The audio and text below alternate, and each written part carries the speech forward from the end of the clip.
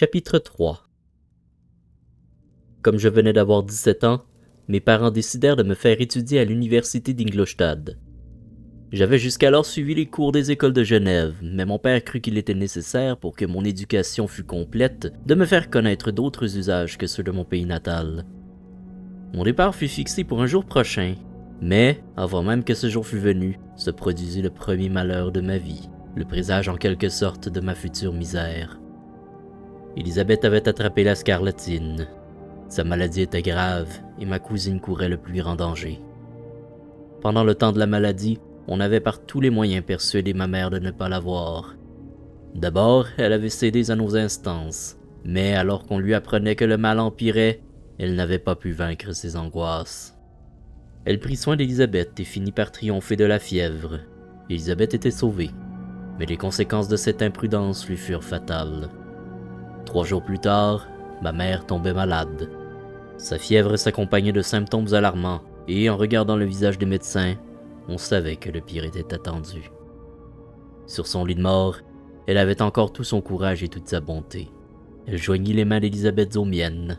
« Mes enfants, dit-elle, votre union aurait été pour moi mon plus grand bonheur. Ce sera là à présent la consolation de votre père. Élisabeth, ma chérie, vous me remplacerez auprès de mes plus jeunes enfants.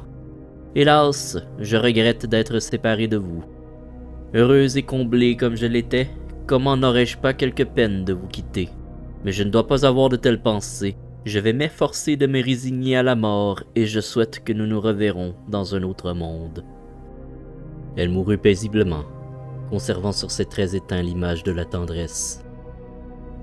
Je n'ai pas besoin de décrire les sentiments de ceux dont les liens les plus chers sont ainsi rompus, la douleur qui s'empare des âmes, le désespoir qui marque les visages. Il faut du temps avant de se rendre compte que l'être aimé que l'on voyait chaque jour près de soi n'existe plus, surtout lorsque sa vie même semblait être une partie de la nôtre, que l'éclat de ses yeux qu'on a admiré s'est évanoui pour toujours et qu'une voix familière et douce ne vibre plus à nos oreilles. C'est à quoi l'on pense les premiers jours, mais quand le temps prouve la réalité du malheur, s'installe l'amertume du chagrin subi. À qui la main effroyable de la mort n'a-t-elle pas enlevé un être cher? Pourquoi devrais-je décrire une peine que tout le monde a ressentie ou devra ressentir? Mais il arrive un moment où le chagrin est plus un souvenir qu'une nécessité, et où le sourire qui illumine les lèvres, pour sacrilège qu'il soit, ne peut plus être chassé. Ma mère était morte, mais il nous restait encore des devoirs à accomplir. Nous devions continuer de vivre et apprendre à nous aimer mutuellement, tant qu'un seul d'entre nous ne serait pas fauché par la mort. Mon départ pour Ingolstadt, différé par ces événements, fut à nouveau décidé. J'obtins de mon père un ajournement de quelques semaines. Il me semblait sacrilège d'abandonner le calme de notre maison endeuillée et de me précipiter si vite dans les mêlées de la vie. Je découvrais le chagrin, mais je n'en étais pas moins perturbé. J'avais de la peine à quitter mes miens, et par-dessus tout, je ne voulais pas que ma douce Élisabeth manque de consolation. En vérité, elle dissimulait son chagrin et s'efforçait de nous réconforter. Elle regardait la vie avec rage et assumait ses tâches dans le zèle. Elle se dévouait totalement pour ceux qu'on lui avait appris d'appeler son oncle et ses cousins. Jamais elle n'avait été plus charmante qu'en ce moment, et les sourires qu'elle prodiguait semblaient des rayons de soleil. Elle oubliait ainsi son propre chagrin dans les efforts qu'elle déployait pour faire oublier le nôtre. Le jour de mon départ arriva enfin. Clerval passa chez nous la dernière soirée. Il avait essayé de persuader son père de m'accompagner et de devenir mon camarade d'études, mais en vain. Le père de Clerval était un commerçant borné qui ne voyait dans les aspirations et les ambitions de son fils que paresse et ruine. Henri ressentait profondément le dépit d'être privé d'une éducation libérale. Il n'en parla guère, mais, comme nous bavardions, je lisais dans le feu et l'animation de son regard la ferme résolution de ne pas se laisser enchaîner aux promiscuités d'un commerce. Il était tard. Nous ne pouvions nous séparer l'un de l'autre, ni nous décider à nous dire adieu.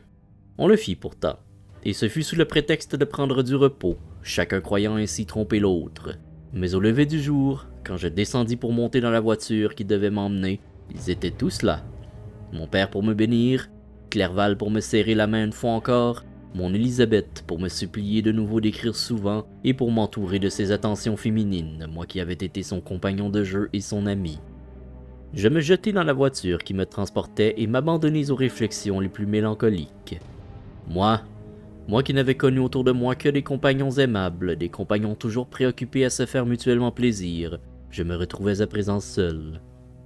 À l'université où je me rendais, je devais moi-même choisir mes amis et veiller à ma propre protection.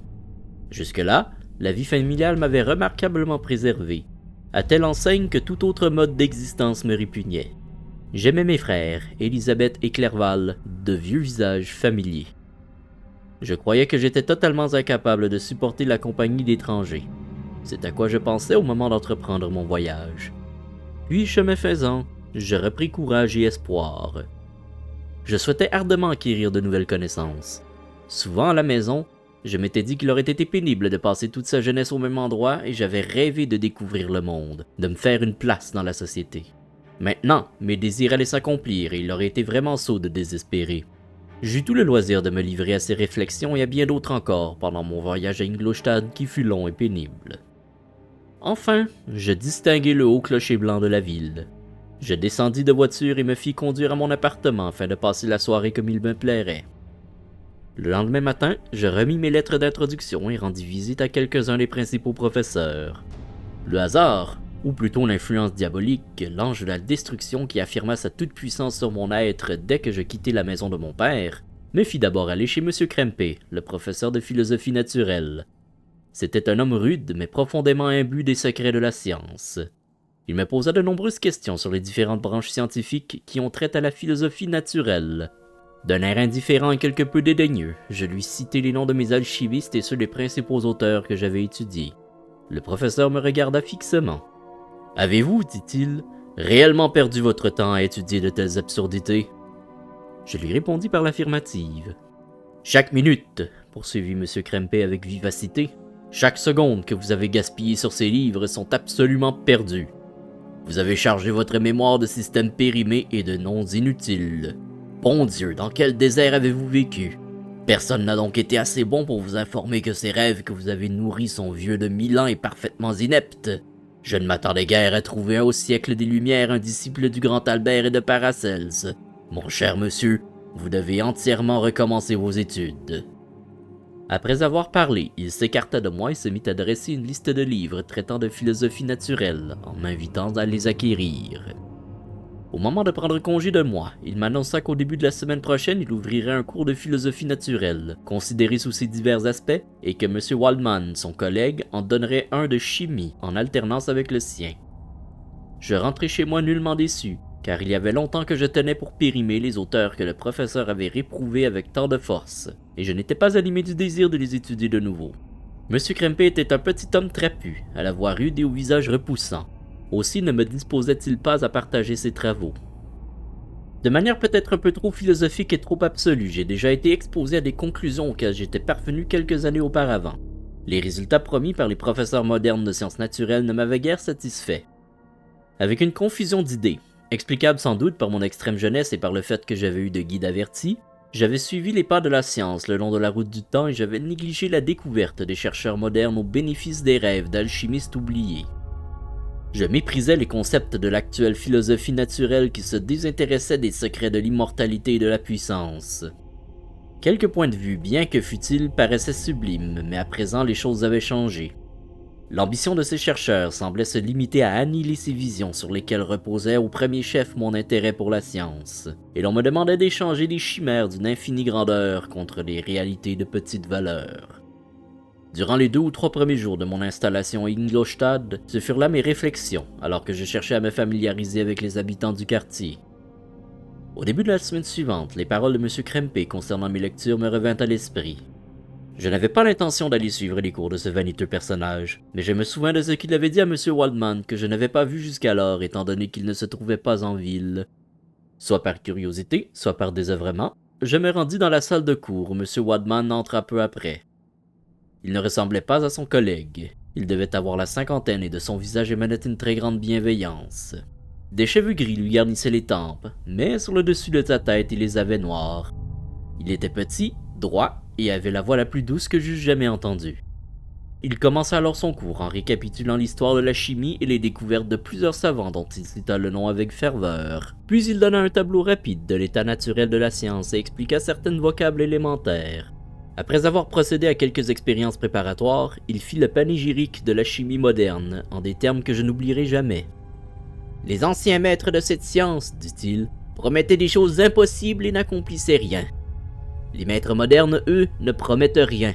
Ils savent que les métaux ne peuvent pas se transmuter et que l'élixir de vie est une chimère.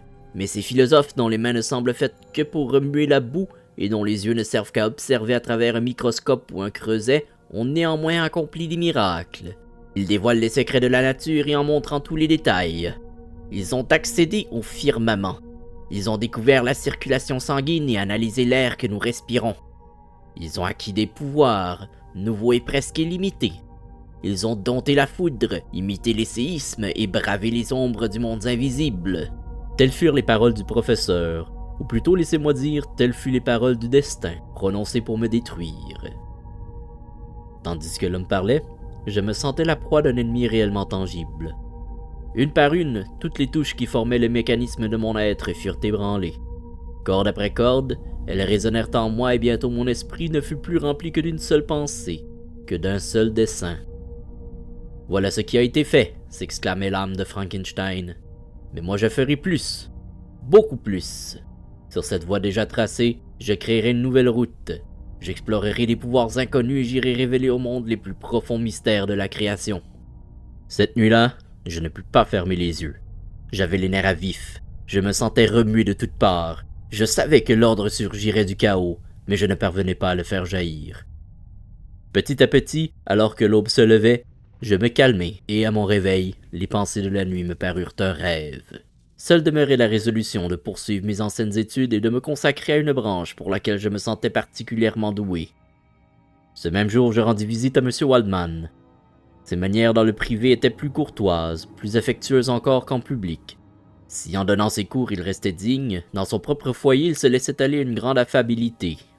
Je lui exposai rapidement les anciennes recherches que j'avais poursuivies, à peu près dans les mêmes termes qu'en présence de son collègue. Il écouta attentivement mon petit discours et sourit à l'énoncé des noms de Cornelius Agrippa et de Paracels, mais sans afficher le mépris de M. Krempe.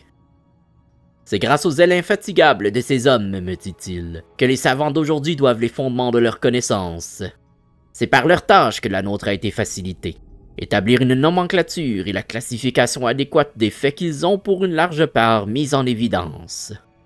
Les travaux de ces hommes de génie, même entrepris dans des fausses directions, ont en fin de compte été nettement bénéfiques. » J'écoutais cet exposé fait sans présomption ni affectation, avant de lui avouer que son cours avait dissipé mes a priori envers les chimistes modernes. Je m'exprimais en des termes mesurés, avec la modestie et la défense dues par un jeune homme à l'égard de son maître, sans laisser paraître l'enthousiasme que j'avais pour aborder mes travaux futurs, ennuyé de devoir lui avouer mon inexpérience de la vie. Puis je lui demandai son avis au sujet des livres que j'avais à me procurer. « Je suis ravi, me dit M. Waldman, de m'être fait un élève, et si votre application égale votre habileté, je ne doute pas de votre succès. La chimie est la branche des sciences naturelles dans laquelle on a fait et pourra faire le plus grand progrès. Je m'y suis consacré entièrement, mais je n'ai pas non plus négligé les autres branches.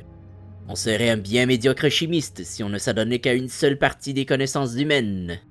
Si vous êtes animé du désir de devenir un vrai savant, et non seulement un faiseur d'expériences, je vous engage à étudier tous les secteurs des sciences naturelles, y compris les mathématiques. » Il m'introduisit alors dans son laboratoire et m'y expliqua l'usage des différents instruments. Il me désigna tous ceux que je devais me procurer, me promit aussi de me prêter les siens dès que j'aurais assez d'expérience pour ne pas en détériorer les mécanismes. Il me fournit la liste des livres que je lui avais réclamés et je pris congé de lui. Ainsi s'acheva ce jour mémorable qui devait décider de mon avenir.